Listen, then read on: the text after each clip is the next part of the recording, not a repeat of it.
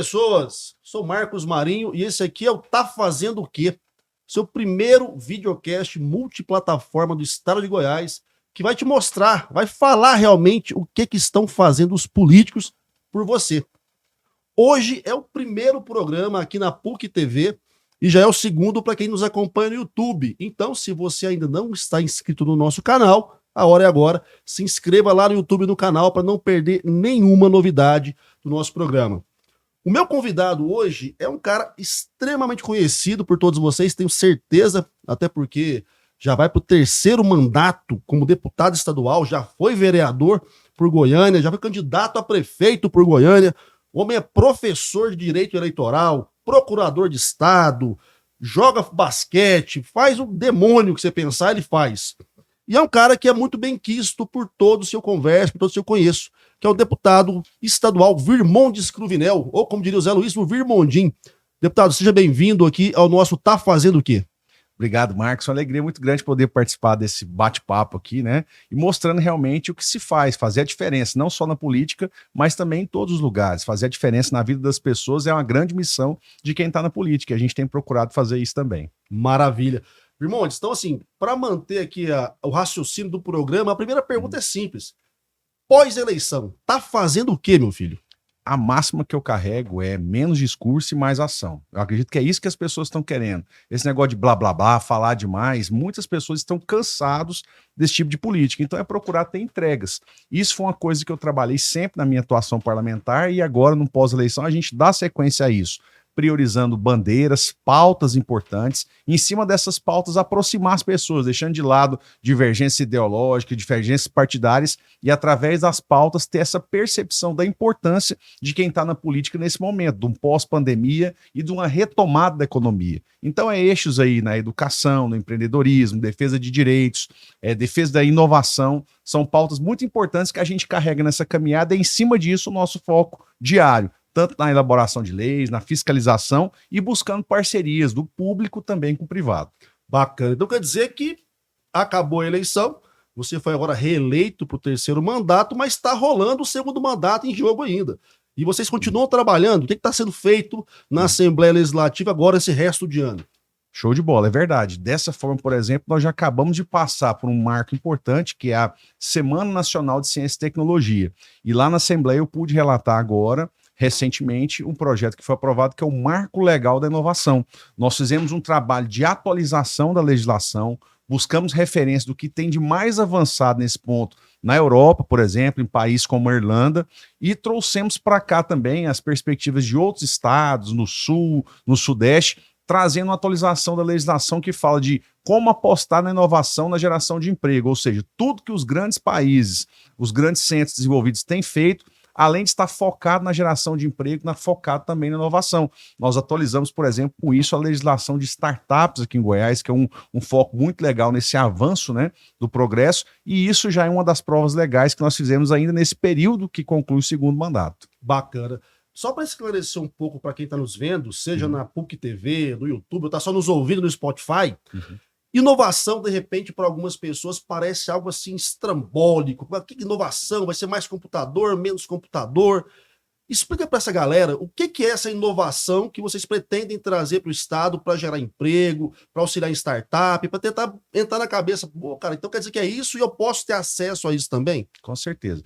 Uma das formas mais próximas disso é de procurar aproximar o governo das pessoas. Você chamar o EGOV, por exemplo, os serviços públicos estarem mais próximos das pessoas, já facilita demais. A gente percebeu isso num momento interessante, onde que nós tivemos aquela ideia de criar os chamados VaptVups, né? Os centros de atendimento mais rápido das pessoas. E isso você pode fazer hoje dentro da sua casa, no celular, no seu trabalho, tentando ali buscar uma certidão, um documento. Então isso, a ferramenta de ter um EGOV mais avançado no estado de Goiás, pode-se acontecer através desse marco de inovação. Então é uma coisa que está muito próximo da realidade das pessoas. Além disso, você apostar nisso, em novos negócios, ferramentas que usam a tecnologia para poder gerar ali uma melhoria do serviço, tanto no público como no privado, isso acontece através das startups. Você apoiar isso, você está apoiando grandes cases que estão aí gerando empregos aqui em Goiás, no Brasil e no mundo. Você está apostando em diminuir burocracia, garantir facilidades, garantir oportunidade, às vezes, do privado trazer uma ideia de solução que pode ser útil no público. Então, isso eu acho que é muito próximo da realidade e que avança o desenvolvimento de Goiás nesse momento importante. Maravilha. De fato, a gente tem que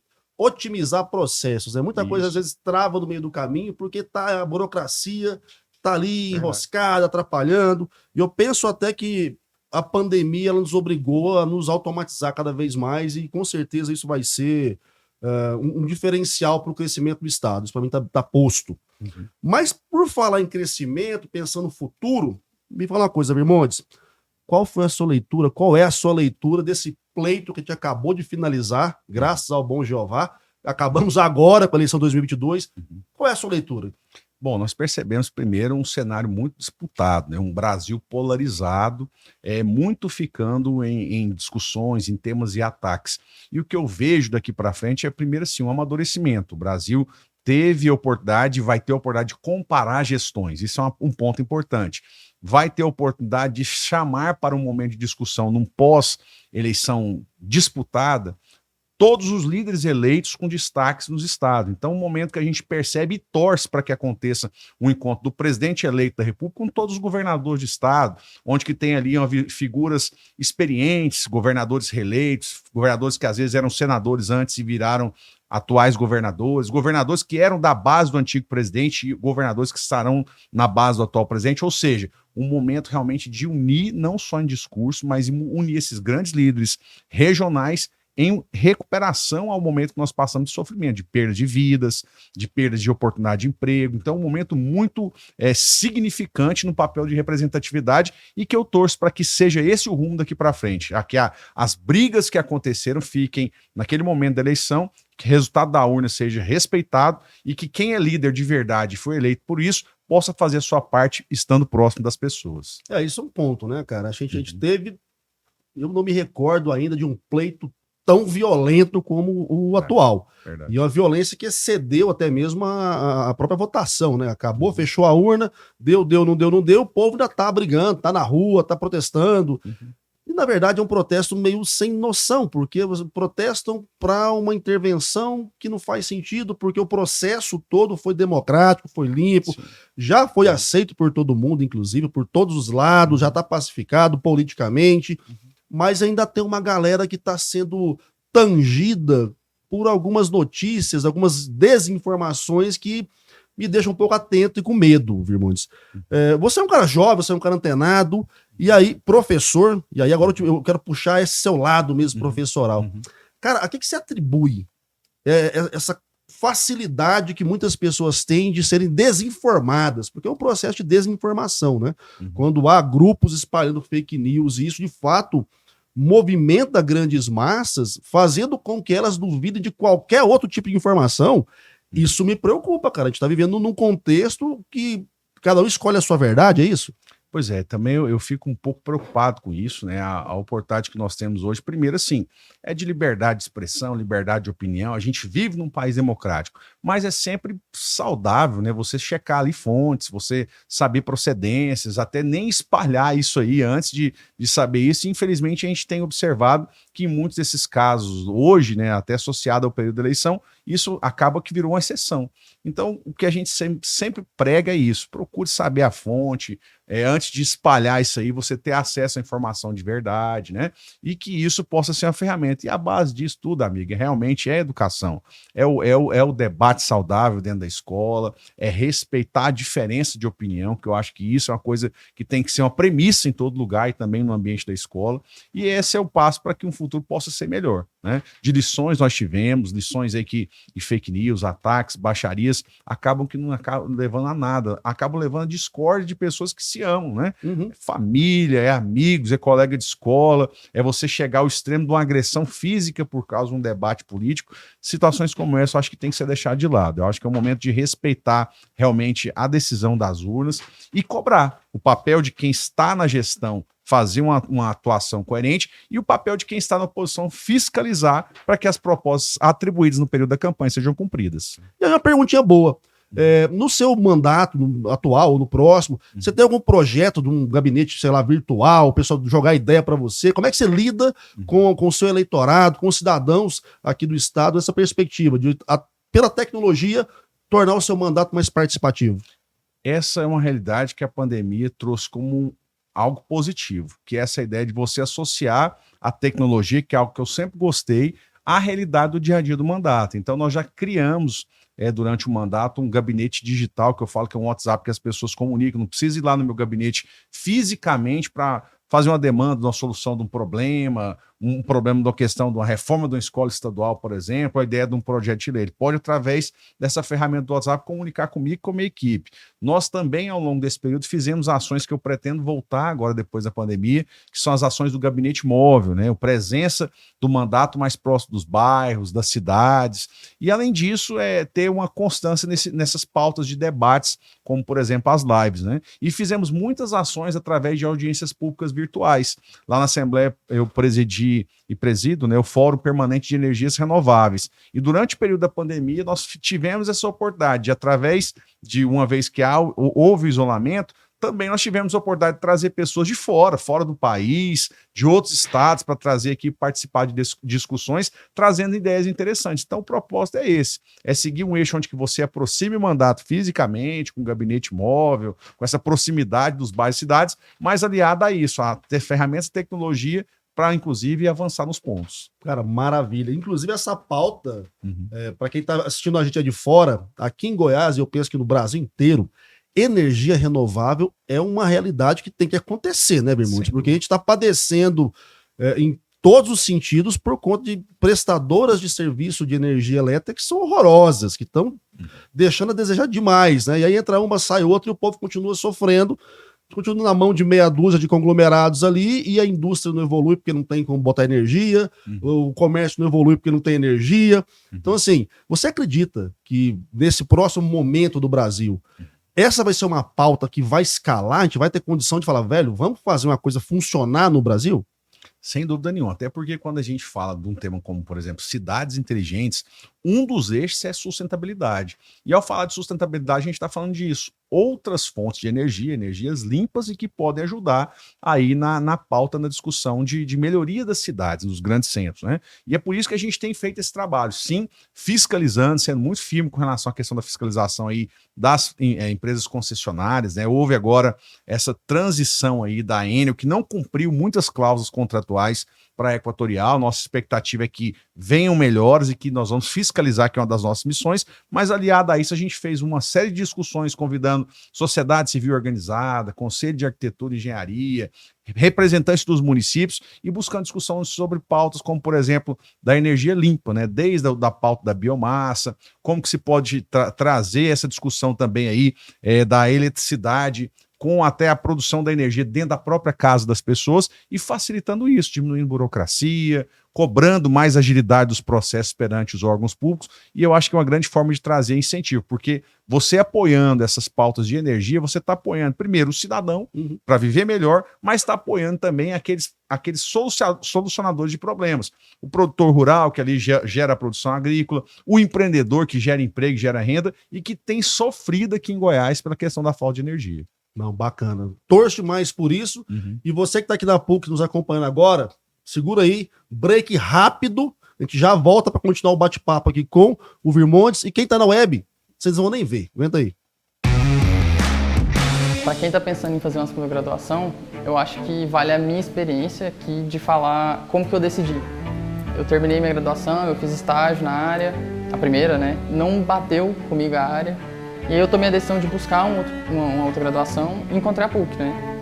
Toda aquela jornada de grade, que curso que eu vou fazer, o que me interessa, quem que me atende. E também teve a questão do desconto, então tem até 30% de desconto para quem está fazendo a segunda graduação. Dentro do curso, desde o primeiro dia de aula, eu recebi aquele apoio assim de você quer fazer? Vamos fazer.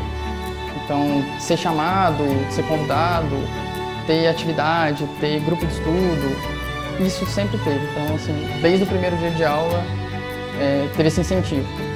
Então, um dos diferenciais assim, principais da PUC que eu notei é essa questão do suporte, esse apoio. Isso aí foi muito bom.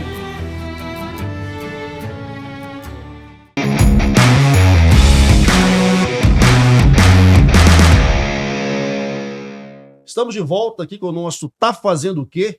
Primeiro programa de uma série que vocês vão ter muita coisa para assistir, para acompanhar, para questionar, sempre frente a frente, eu, você e o nosso convidado, a nossa convidada, políticos de moral, políticos que realmente estão fazendo alguma coisa, porque os que não estão, não vão ter coragem de vir aqui, é claro. Gente, hoje estou recebendo aqui o deputado estadual, terceiro mandato, homem vai, Virmontes Cruvinel, e o papo tá fluindo bacana. Deputado, vamos lá. Goiás. Tivemos uma eleição onde Caiado foi reeleito no primeiro turno, deu uma porrada boa nos adversários, fez aí uma articulação monstruosa. Eu até brinquei que ele montou um megazord de partidos que dificultou a vida dos adversários. Mas o que você está prevendo para o estado de Goiás agora a partir de 2023? Porque deu mais ou menos uma reacomodação de forças aí, né? Sim. Qual que é a sua visão agora enquanto parlamentar e enquanto cidadão também? Bom, realmente foi um sólido trabalho de 4 anos. O primeiro momento ali de arrumar a casa, a adesão de Goiás ao regime de recuperação fiscal, a busca aí de solucionar problemas imediatos com esse momento da pandemia, por exemplo, assegurando vacina, assegurando recursos da saúde para todos os municípios, isso aí independente de cor partidária. Eu vi muita importância de uma experiência de gestão como governador Ronaldo Caiado nesse momento aqui da pandemia em Goiás. E, claro, colheu frutos disso. Hoje, lá na Assembleia, eu sou o líder da bancada do União Brasil, que é a maior bancada da Assembleia, e temos acompanhado esse desprendimento e maturidade do governador de conversar com lideranças locais, de estender a mão para essas parcerias, e da mesma forma conversando com um leque de partidos, ou seja, saindo de um momento lá atrás, onde que foi uma eleição que o governador também ganhou no primeiro turno, mas com um leque, por exemplo, na Assembleia de 10 deputados, hoje já começa com a base de 27 deputados estaduais, ou seja, um momento oportuno para parcerias em prol da sociedade. E por outro lado, também observando que Goiás está com um leque de oportunidades, uma perspectiva de um crescimento de um PIB aqui de 3,5%, onde que já um cenário até melhor do que o Brasil, de 2,7%, um cenário onde que nós, no período da pandemia, tivemos a geração de 400 mil empregos, então, assim, na dificuldade, oportunidades sendo geradas, e é isso que eu vejo, assim, como uma perspectiva futura, de apoiando de forma sólida a base da educação, como foi acontecido aqui em Goiás, e também pensando na perspectiva desses próximos anos, que o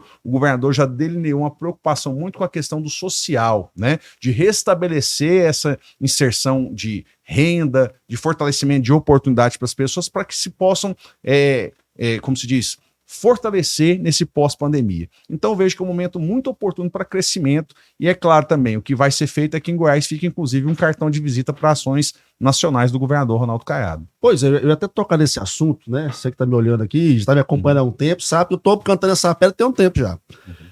Você acha que o Caiado vem presidente em 26? Você acha que tem essa chance de um goiano disputar a eleição de novo? Eu vejo o cenário muito aberto, né, a perspectiva que eu acho muito parecido, por exemplo, um cenário lá nos Estados Unidos, um presidente Biden lá eleito, mas com a idade já um pouco avançada, ou seja, uma perspectiva de uma abertura muito grande para um cenário próximo. E é da mesma forma aqui no estado de Goiás, e observando esse cenário no Brasil. O presidente Lula, já com a idade avançada, eleito democraticamente, mas no cenário muito disputado, onde que deixa aí um leque de lideranças, tanto de direita, de esquerda ou de centro, podendo despontar no futuro. A gente pega de uma linha mais de direita, por exemplo, citando aí o próprio Tarcísio, governador eleito de São Paulo, o Zema lá em Minas Gerais, nós temos numa linha mais centro-esquerda um Eduardo Leite no Sul, a própria Simone Tebet, ou seja, e além disso nós temos uma figura de uma pessoa experiente como o governador Ronaldo Caiado, que já deixa esse portfólio de 2 mandatos, uma experiência de gestão, uma experiência em parlamento, e que pode ser uma opção muito segura para um plano nacional. Eu tenho falado, né, em conversas com amigos de Brasília, jornalistas, que esse governo vai ser um governo de transição. Sim. É fato.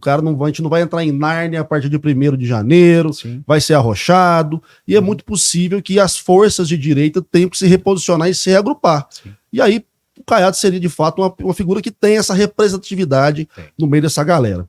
Mas para que isso aconteça, né, que vai, de fato, dar o tom da próxima eleição, lá em 2026, que parece que é longe, mas nem é. E o Brasil, deputado? O que você imagina que vai ser o Brasil a partir de 1º de janeiro agora do próximo ano? Bom, a primeira vontade que eu tenho é isso, maturidade das lideranças eleitas. de você ter esse momento do diálogo, onde que os prefeitos das capitais possam dialogar com o presidente da República, os governadores de estado possam estar dialogando e avançando pautas importantes com a participação do governo federal. E sem dúvida nisso aí a gente dá esse gancho de oportunidades, gancho de fortalecimento, gancho de incentivo às similitudes ali, às parcerias regionais do Oeste, do Centro-Oeste, do Sudeste do Brasil, e com isso poder gerar esse avanço num pós-pandemia. É a minha expectativa. Maturidade política, eu acredito que é a palavra-chave para a gente pensar no futuro próspero. Mas você acredita que vai arrefecer um pouco essa beligerância toda, a galera vai começar a pegar na mão do outro, não só para dar porrada, mas também para tentar organizar a coisa? Eu acredito que sim. É o que eu digo o seguinte. Primeiro, o papel de fiscalização, o respeito à oposição, isso tem que acontecer.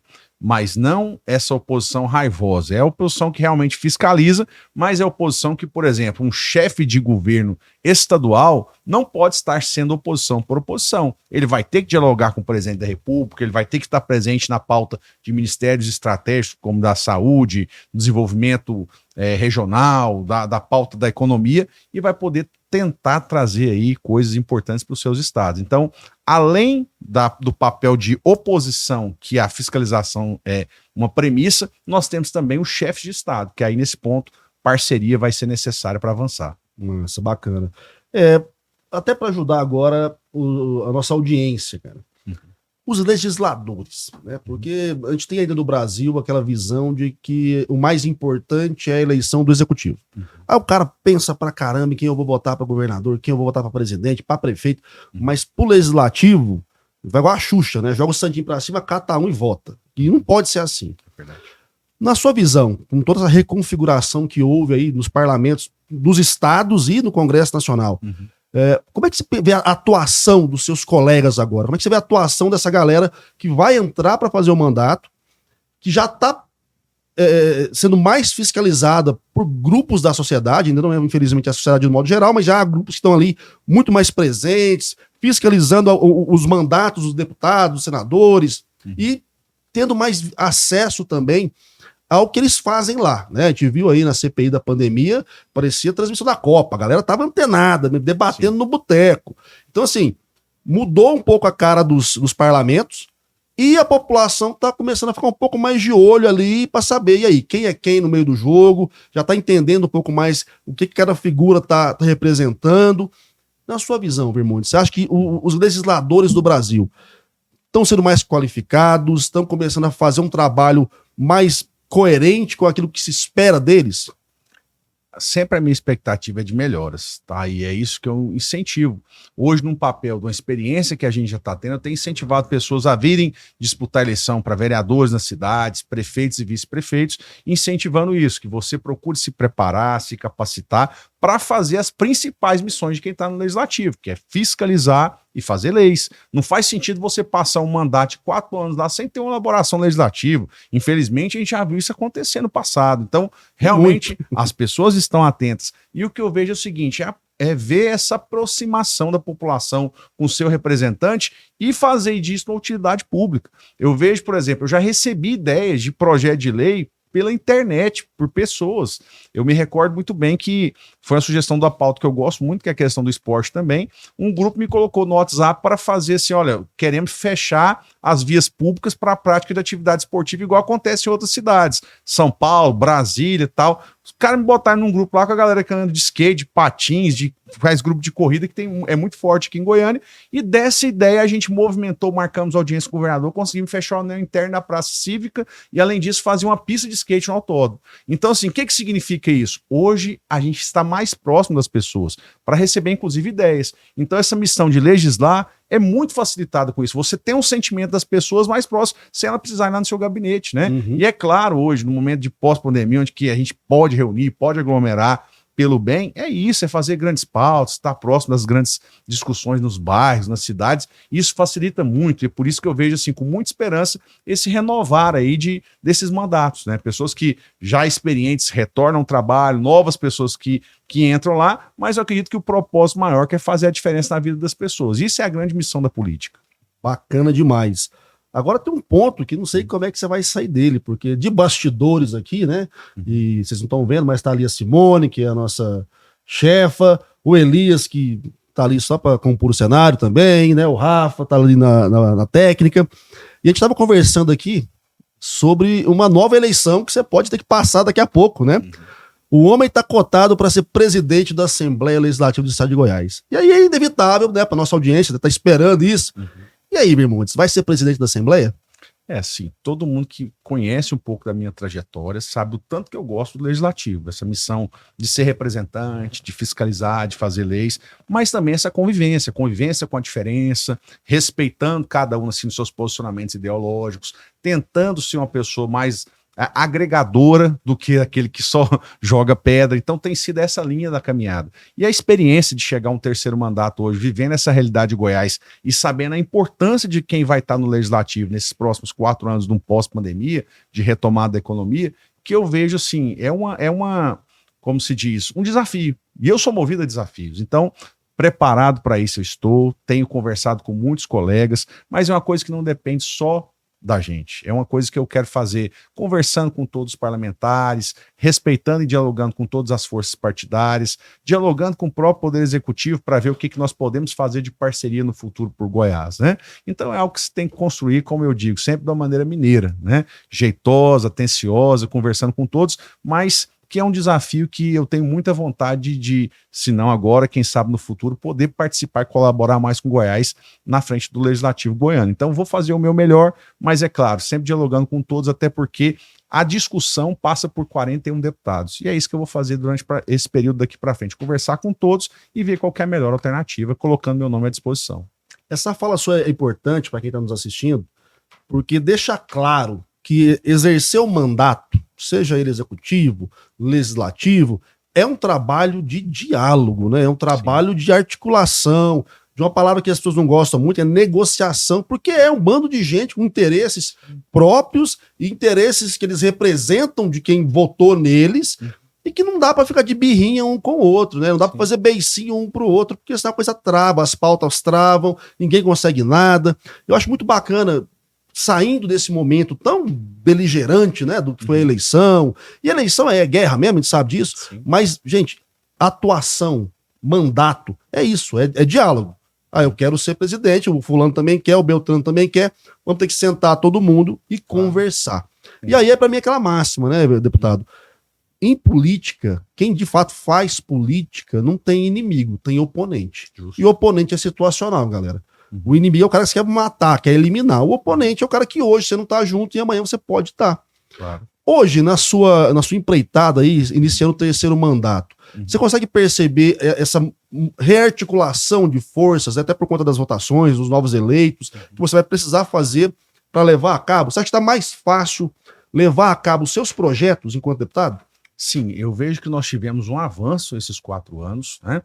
Primeiro, assim, com a oportunidade de ter uma sede própria, mais acessível às pessoas, bonito, né? Mais acessível às pessoas, você ter amplo espaço para discussão, para acolher o cidadão de todo o canto de Goiás, esse é um ponto positivo. Segundo, o orçamento impositivo aprovado. O deputado estadual hoje tem esse poder de entrega de melhorias nas cidades, nas áreas estratégicas como saúde e educação. Essas ferramentas deram força para que o cidadão possa observar mais entrega do parlamento. E sem dúvida nenhuma, para esses próximos 4 anos, essa facilidade de ver uma atuação parlamentar de 4 anos aí vai trazer um grande papel de representatividade para todos. Então vejo que nós começamos esses próximos 4 anos já com ferramentas importantes trazidas aí por esse momento que o presidente Lissauer foi presidente da Assembleia. Massa demais. Minha gente, agora é o seguinte, primeira vez na história desse país, vocês vão ver isso. Quem está nos acompanhando pela PUC TV, acabou o papo. É isso. Bati um papo com o Bermondes aqui, excelente. Nos esclareceu muita coisa da atuação dele. Só que o show acabou. Mas para quem tá só na PUC TV, quem quer continuar assistindo esse papo aqui, e agora nós vamos entrar em questões mais interessantes, vai agora pro nosso YouTube. Nós temos lá agora um conteúdo exclusivo com o deputado Bermondes para trazer algumas informações que, infelizmente, a TV não nos permite mostrar. Então, você que tá no YouTube, só seguir, filho. Vai sentir defeito. Agora, quem tá na PUC TV, vai para lá. A gente vai continuar o papo exclusivo para você lá no nosso canal no YouTube. Tá passando em algum lugar por aqui. ou então a gente se vê na semana que vem, mas você vai perder um belo do conteúdo. Gente, valeu demais, obrigado e o papo aqui continua.